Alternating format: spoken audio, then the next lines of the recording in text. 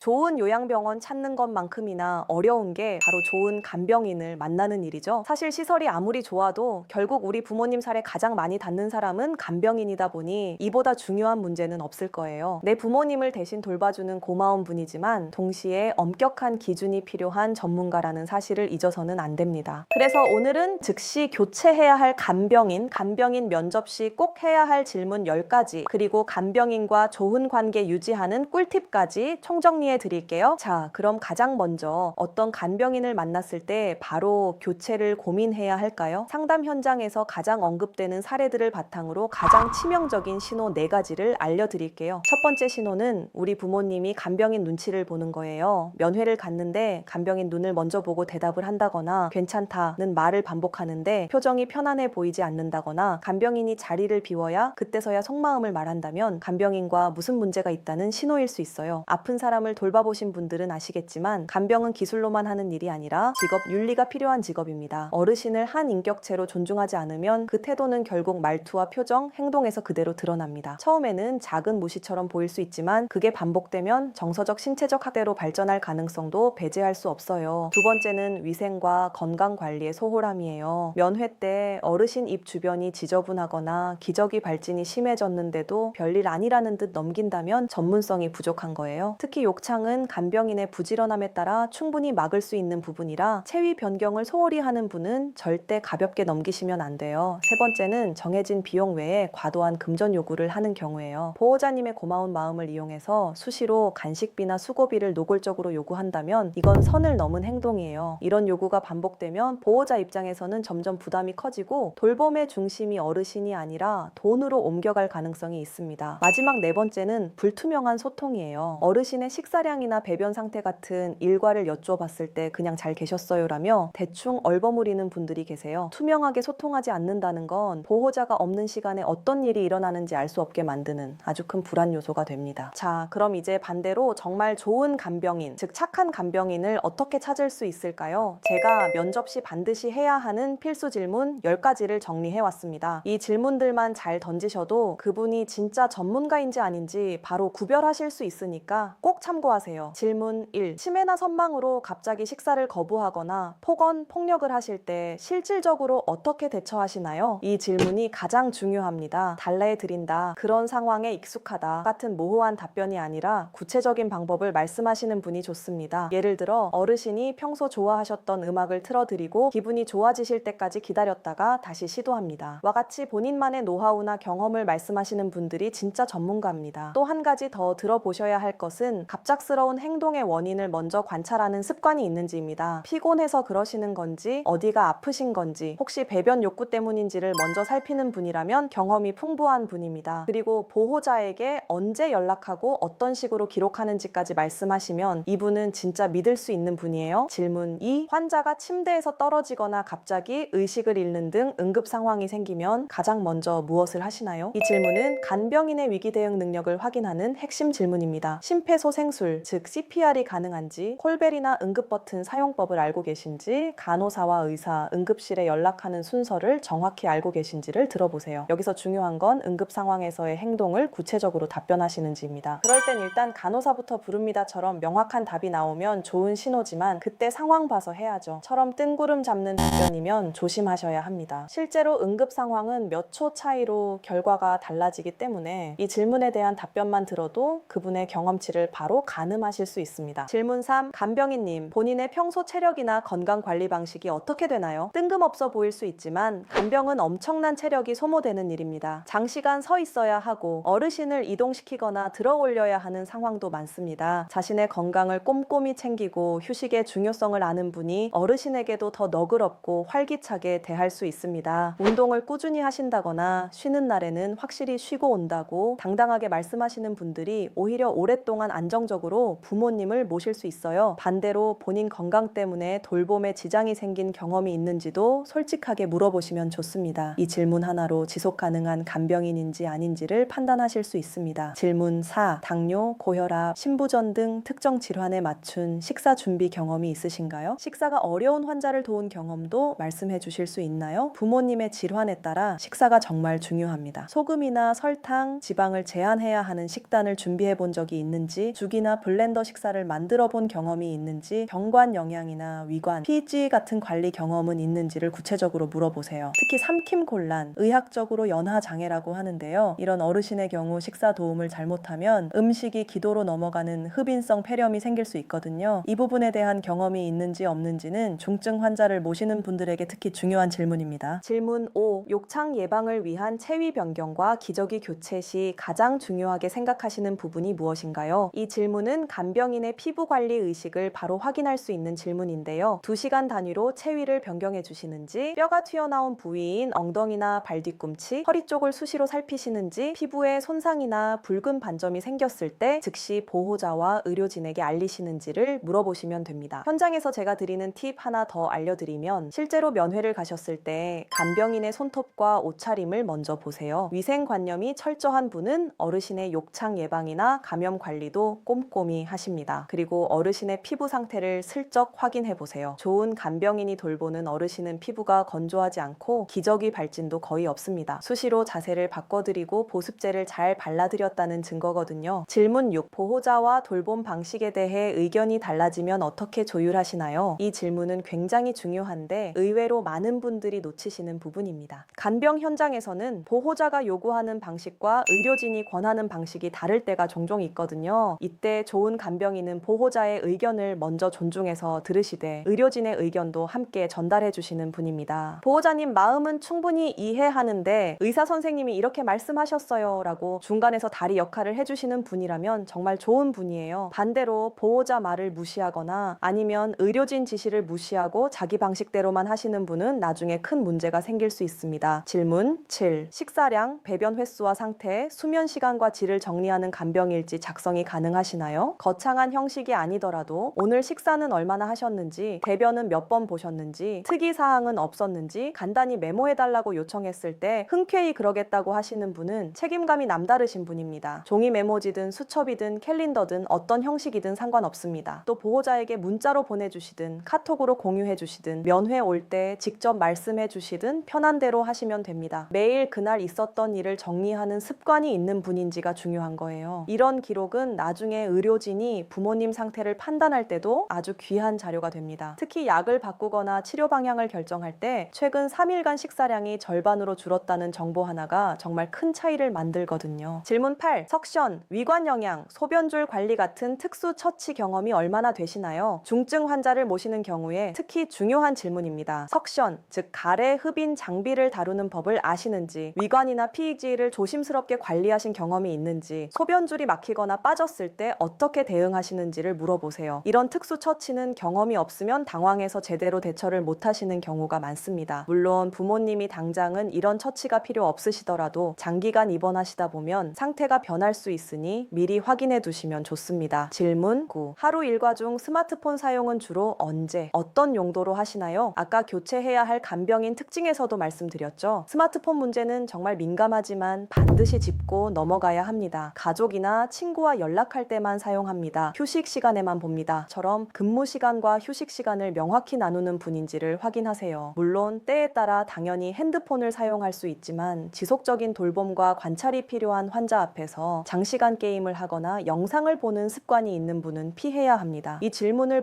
불편해하시거나 대답을 회피하시는 분이라면 그것 자체가 하나의 신호일 수 있습니다. 질문 10. 간병인님이 생각하시는 진짜 좋은 간병이 뭔지 말씀해 주실 수 있나요? 마지막 질문은 열린 질문입니다. 정답이 있는 게 아니라 이분의 간병 철학을 들어보는 거예요. 당연히 돈 받고 일하는 사람이라는 인식에 머물러 있는 분보다는 환자의 안전과 존엄과 편안함을 최우선으로 생각한다고 말씀하시는 분, 의료진이나 보호자와의 소통을 중요하게 여기시는 분, 사람을 보는 케어를 이야기하시는 분이라면 그분은 정말 좋은 간병인일 확률이 높습니다. 이 질문에 대한 답변을 들으시면 보호자님도 마음속으로 느낌이 오실 거예요. 이 사람에게 우리 부모님을 맡겨도 되겠다는 그 느낌, 그게 바로 가장 중요한 기준입니다. 그럼 이제 좋은 간병인을 찾으셨다고 가정해 봅시다. 그런데 여기서 끝이 아닙니다. 좋은 간병인을 만났으면 그 관계를 잘 유지하는 것은 보호자님의 몫이에요. 제가 상담을 하다 보면 많은 보호자님이 간병인과 갈등이 생겨도 혹시 내 부모님에게 해코지 할까봐 말을 못하겠다고 하세요. 그래서 지금부터 간병인과 건강하고 좋은 관계를 유지하는데 진짜 도움이 되는 5가지 꿀팁을 알려드리겠습니다. 꿀팁 첫 번째, 명확한 가이드라인과 기준과 규칙을 처음부터 정해두세요. 간병인과의 관계는 일방적인 부탁이 아니라 전문적인 협력 관계여야 합니다. 처음부터 명확한 기준을 세우는 것이 중요해요. 멍이나 상처, 피부 발진이 생기면 사진을 찍어서 바로 보내주세요. 특이사항은 하루에 한 번, 저녁에 문자로 정리해서 보내주세요처럼 구체적이고 지키기 쉬운 규칙을 미리 정해두시면 좋습니다. 이렇게 해두면 나중에 갈등이 생겼을 때 약속을 어겼다 같은 감정 싸움이 아니라 규칙대로 했는지를 확인하는 방향으로 풀 수 있거든요. 정중하지만 단호하게 이것만은 꼭 지켜주세요 라고 요청하시는 게 서로를 위한 겁니다. 꿀팁 두 번째, 전문가로서 예우하고 존중하는 태도를 갖추세요. 간병인을 하대하거나 무시하면 그 마음이 고스란히 환자에게 전달됩니다. 간병인님 덕분에 저희가 안심하고 출근할 수 있습니다 라고 마음을 표현해 보세요. 여사님, 선생님처럼 정중한 호칭을 사용하는 것만으로도 그분의 자존감과 사명감을 높여줄 수 있습니다. 사람은 누구나 자신을 믿어주고 존중해주는 사람을 위해 더 최선을 다하게 마련이에요. 가장 중요한 건 그분을 단순한 고용인이 아니라 전문가로 예우해드리는 태도입니다. 꿀팁 세 번째, 충분한 휴식 시간을 보장해주세요. 간병은 24시간, 365일 쉬지 못하는 일입니다. 보호자님이 면회를 오셨을 때 여기 1시간 동안 제가 보고 있으니 여사님은 편하게 쉬세요 라고 한마디 해주시는 것만으로도 간병인은 큰 믿음과 감사를 느끼십니다. 이게 별것 아닌 것 같지만 현장에서는 정말 큰 차이를 만듭니다. 간병인의 상태가 좋지 않으면 환자에게도 짜증이나 부주의가 그대로 전이됩니다. 간병인이 잘 쉬어야 우리 부모님도 잘 돌봄을 받으실 수 있다는 점 꼭 기억해 주세요. 꿀팁 네 번째, 의료진의 처방이나 변경 사항을 바로바로 공유하세요. 약이